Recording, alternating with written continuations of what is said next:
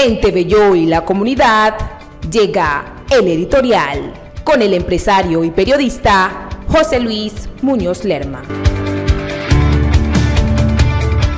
Amables e incontables televidentes, sean todos y cada uno de ustedes bienvenidos a este tu espacio, mi espacio, nuestro espacio TV Yo y la comunidad.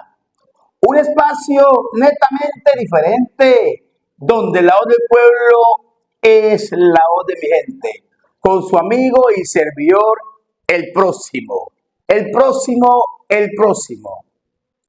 Noticia ayer en Buenaventura, un comunicado que ha salido en la Procuraduría General de la República, donde manifiesta que el señor alcalde de todos y cada uno de los bonaerenses está inhabilitado por 5 años para ejercer cargos públicos.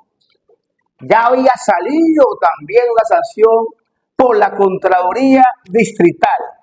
O sea, ya hay 2 sanciones. Una por la Contraloría y otra por la Procuraduría. Y eso ha causado revuelo en Buenaventura y muchos manifiestan si el alcalde está ejerciendo o no está ejerciendo. Si tiene derecho a la defensa o ya hasta ahí, güey. Si el alcalde está o no en su oficina. Si está inhabilitado o no está inhabilitado. En aras de la responsabilidad que tenemos aquí ante TV Yo y la comunidad, hoy vamos a tocar nuevamente el tema.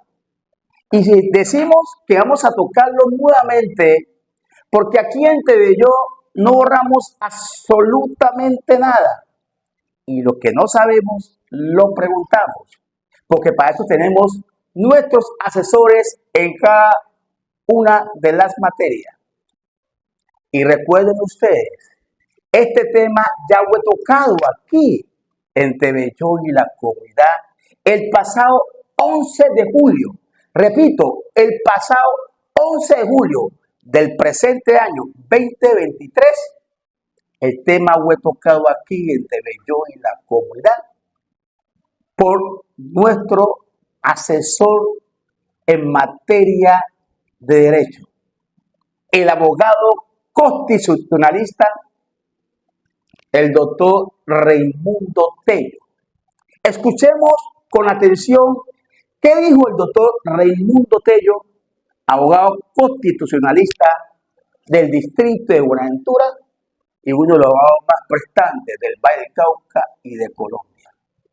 Este fue el concepto que él dio frente a los fallos que da la Contraloría y la Procuraduría, si pueden o no sancionar a funcionarios o a personas, hombre o mujer, que han sido elegidos, repito, elegidos por elección popular, o sea, por el pueblo. Recordemos lo que dijo el doctor Raimundo Tello aquí en TV Yo y la comunidad, repito, el pasado 11 de julio del presente año. Muy buenos días, comunidad. Este 11 de julio de 2023, bajo la gracia de nuestro Creador, traigo esta reflexión. En términos generales, es decir, no restringidos a personas elegidas popularmente, se puede decir que hoy la Procuraduría y la Contraloría tienen la facultad de inhabilitar para el ejercicio de derechos y funciones públicas a los ciudadanos, para impedirles que elijan o que sean elegidos. Y tengo que concluir a manera de inmediata respuesta que no. Desde que nuestra Carta Política Colombiana recogió el artículo 93 y en consecuencia los tratados internacionales sobre derechos humanos se hicieron normatividad en el orden jurídico interno y se les dio prevalencia, ello no resulta posible. Y lo indico por cuanto, si bien ya se viene aceptando que este tipo de entes administrativos, insisto, Procuraduría y Contraloría, no pueden cercenarle sus derechos a los elegidos popularmente tenemos la sentencia de la Corte Interamericana en el caso Leopoldo López Mendoza versus Venezuela, la del 1 de septiembre del año 2011. Tenemos el caso Gustavo Petro Urrego versus Colombia, sentencia de la Corte Interamericana de Derechos Humanos del 8 de julio del año 2020. La verdad es que en el contexto de la decisión, lo que se ha buscado fundamentar es el artículo 23, numeral primero, literal B, de la Convención Americana, pero se han dejado de lado los literales A y C. ¿Qué quiero decir? Cuando se revisa el artículo 23 de la Convención, él habla de los derechos políticos. ¿Y qué nos dice? Todos los ciudadanos deben gozar de los siguientes derechos y oportunidades.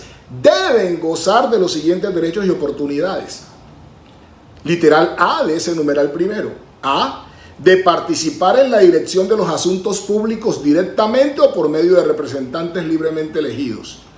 B, que es el que se ha usado por Leopoldo López y por Gustavo Petro, de votar y ser elegidos en elecciones periódicas auténticas, realizados por sufragio universal e igual y por voto secreto, que garantice la libre expresión de la voluntad de los electores. Y C, de tener acceso en condiciones generales de igualdad a las funciones públicas de su país.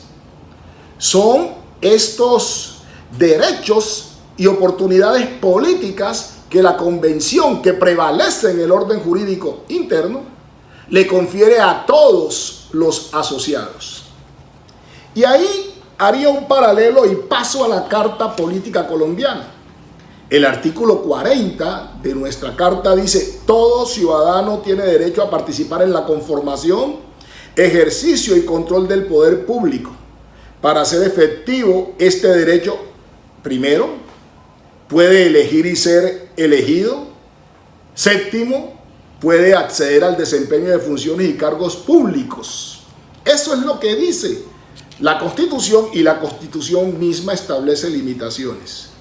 Pero si vuelvo a la Convención, me pregunto, bueno, pero siendo derechos de los ciudadanos gozar de derechos y oportunidades, y especifica cuáles son, ¿estos pueden verse restringidos? Y la respuesta es sí. El mismo artículo 23, numeral 2, dice: la ley puede reglamentar el ejercicio de los derechos y oportunidades a que se refiere el inciso anterior, exclusivamente por razones de edad, nacionalidad, residencia, idioma, instrucción, capacidad civil o mental, o condena por juez competente en proceso penal. Si reviso el numeral segundo del artículo 23, hace claridad: debe ser condena emitida por un juez competente en un proceso penal. La Corte Interamericana dice algo: esos son los casos exclusivos. Así dice: esos son los casos exclusivos. Lo que significa que nuestra Constitución tiene que ajustarse a estos casos exclusivos. En consecuencia, ¿podría una autoridad no penal, voy hasta ahí, no penal, restringir el derecho consagrado en el literal C del numeral primero del artículo 23, que garantiza el tener acceso en condiciones generales de igualdad a las funciones públicas de su país? La respuesta tendría necesariamente que ser regla general que no, porque esa sería una facultad de los jueces penales, según la Convención. La providencia que se emitió recientemente, donde se protegieron los derechos del señor Eduardo Carlos Merlano Morales, radicado 2013 0056100, paréntesis 1093 o 1093-2013, decisión del 29 de junio del año 2003, ponencia del honorable magistrado Juan Enrique Bedoya Escobar, Consejo de Estado, Sala de los Contenidos Administrativos, sección segunda, subsección B, recoge estos razonamientos. pero se limita, como lo hemos dicho, al artículo 23, numeral 1, literal B, a los elegidos popularmente.